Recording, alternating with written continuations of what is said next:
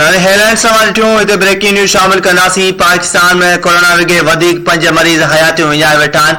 NCOC पारां 303 नवनि केसनि जी तस्दीक थी आहे। कोरोना वायरस जे हाकारी केसनि जी शरह 0.81% रही आहे।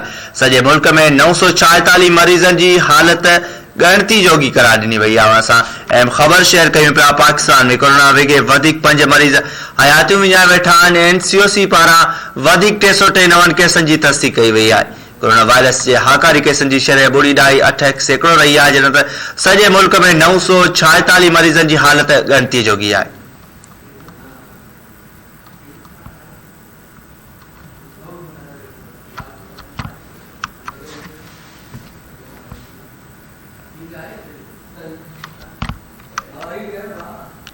अहम ख़बर असां शेयर कयूं पिया। पाकिस्तान में कोरोना विघे 5 मरीज़ हयातियूं विञाए वेठा आहिनि। NCOC पारां 303 नवनि केसनि जी तस्दीक थी वई आहे।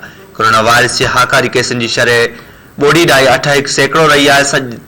सॼे मुल्क में 946 मरीज़नि जी हालत ॻणती जोगी आहे।